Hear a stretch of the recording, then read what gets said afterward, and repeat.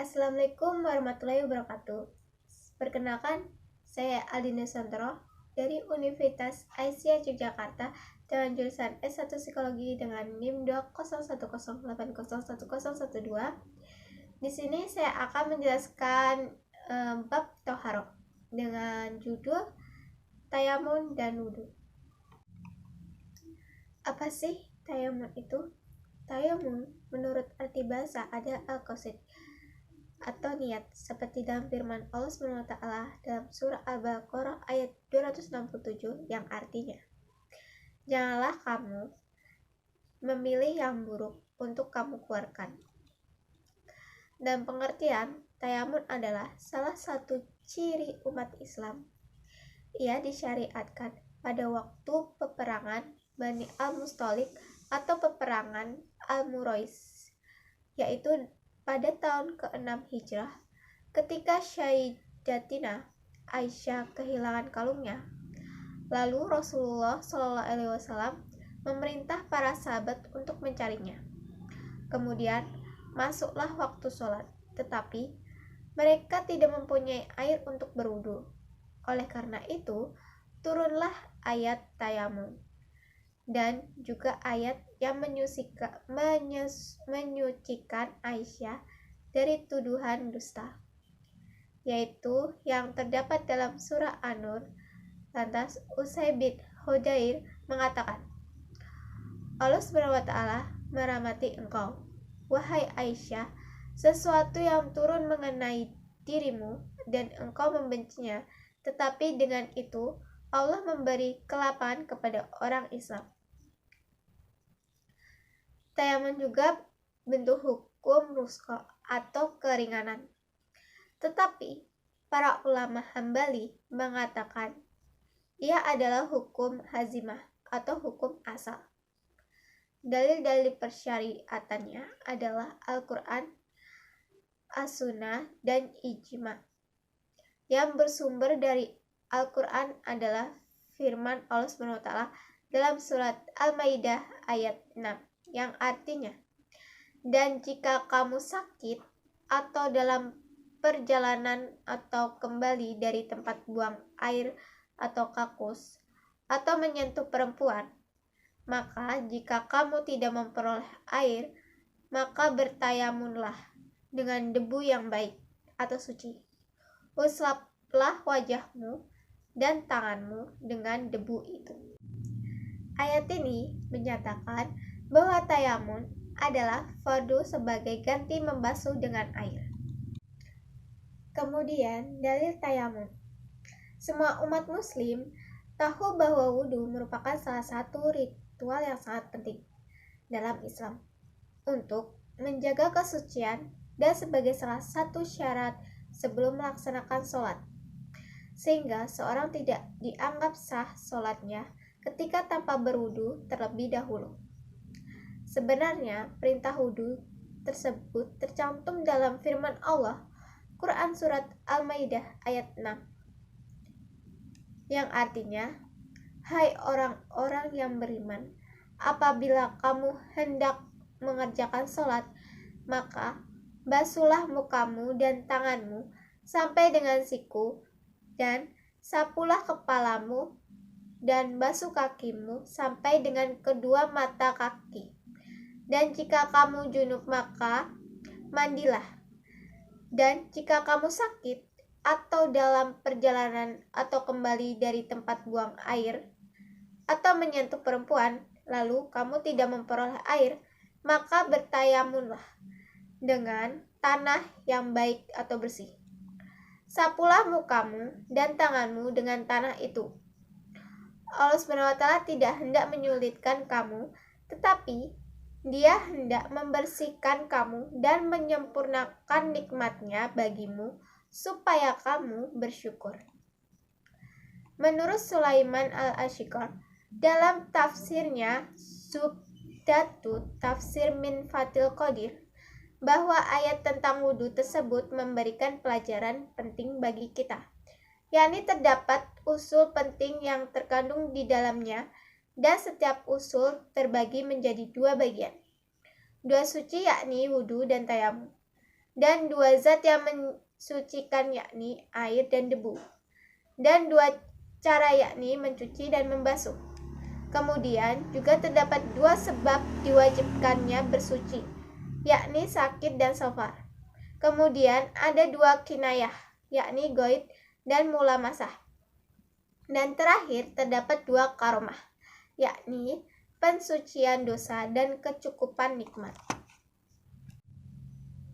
Pengertian dan dasar hukum wudhu. Wudhu adalah mensucikan anggota badan tertentu dengan air untuk menghilangkan hadas kecil. Namun, bila dalam keadaan darurat, dikarenakan tidak ada air, maka kita bisa melakukan tayamum. Tapi bahasan pada saat ini fokus dulu dengan wudhu. Wudhu wajib hukumnya saat kita akan melakukan sholat, dan juga kita dianjurkan untuk selalu berada dalam keadaan memiliki wudhu.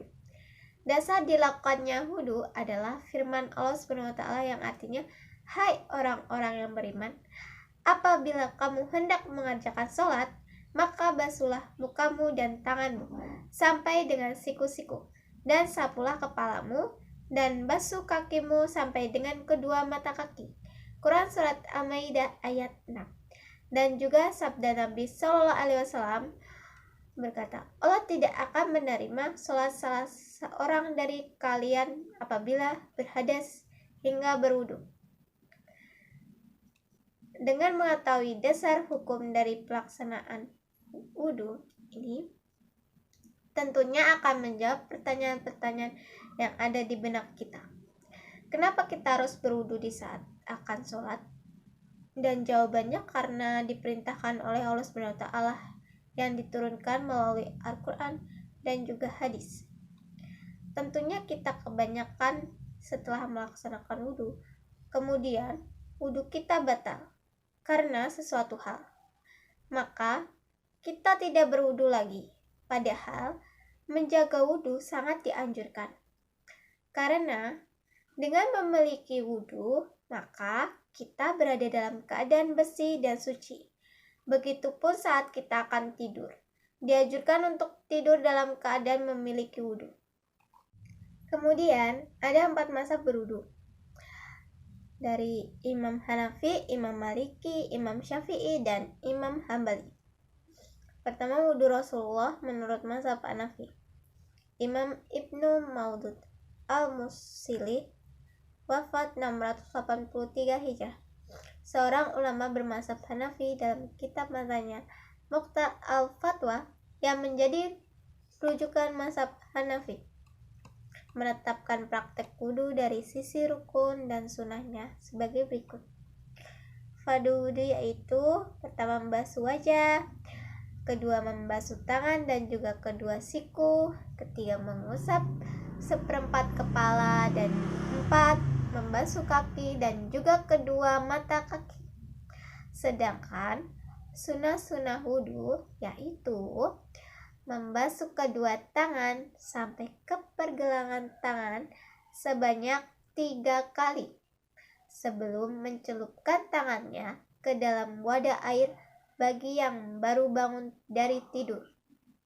Kedua, membaca tasmiyah di awal wudhu. Ketiga, bersiwak. Keempat, mabmadah. Kelima, istiyak.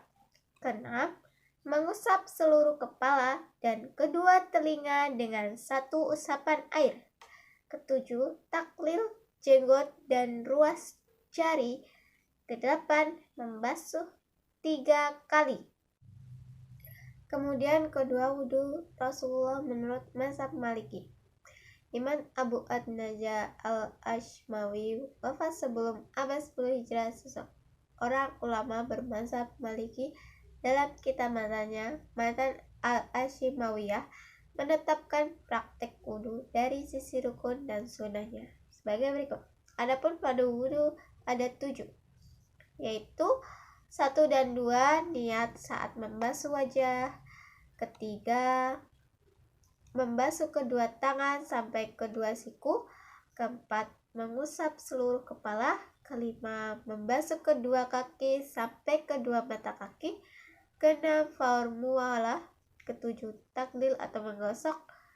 Namun, wajib atasmu saat membasuh wajah melakukan taklil pada jenggotmu yang tipis, di mana kulitnya tampak terlihat.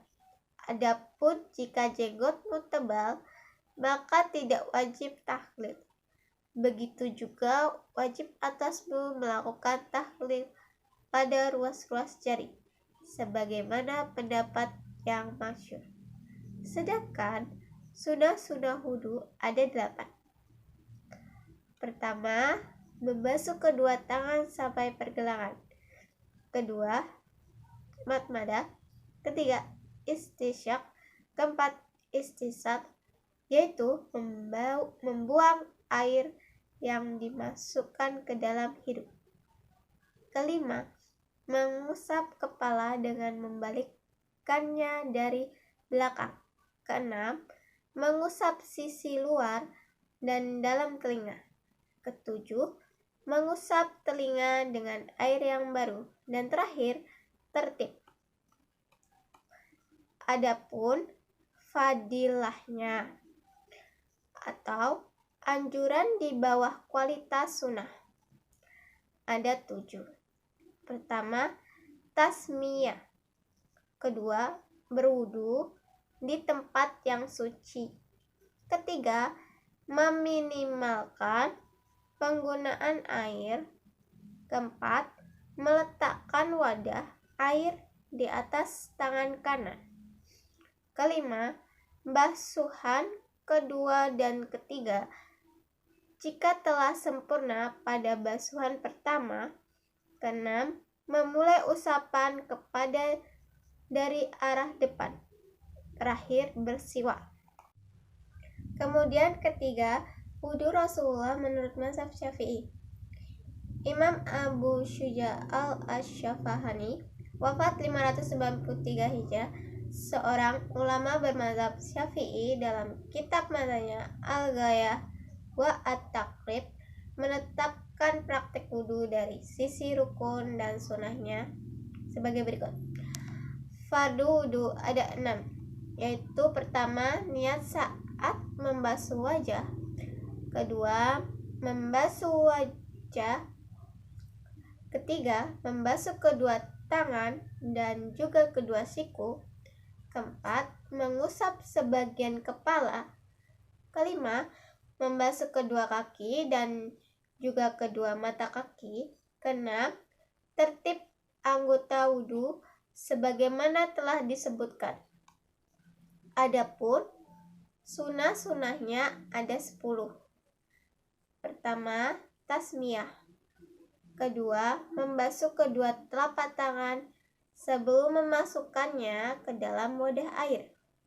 Ketiga, madah. Keempat, istisyak. Kelima, membasuh sisi dalam dan luar telinga dengan air yang baru. Keenam, taklil jenggot yang tebal. Ketujuh, tahlil ruas-ruas jari tangan dan kaki. Kedelapan, mendahulukan anggota tubuh yang kanan atas yang kiri. 9, melakukan wudhu 3 kali. Dan terakhir, muawalah. Kemudian terakhir, wudhu Rasulullah menurut mazhab Hambali. Imam Mar'im bin Yusuf Al-Karmi wafat 1033 Hijrah, seorang ulama bermazhab Hambali. Dalam kitab matanya Dalil At-Talib Linail Al-Matalib menetapkan praktek wudhu dari sisi rukun dan sunahnya sebagai berikut. Fardu wudhu ada 6. Pertama, membasuh wajah termasuk madah dan istisyak. Kedua, membasuh kedua tangan dan juga kedua siku. Ketiga, mengusap seluruh kepala termasuk kedua telinga. Keempat, membasuh kedua kaki dan juga kedua mata kaki. Kelima, tertib. Dan terakhir, muwalah. Sekian penjelasan dari materi saya. Jika ada salah kata, Saya mohon maaf. Wabillahi wa taufiq walhidayah. Wassalamualaikum warahmatullahi wabarakatuh. Terima kasih.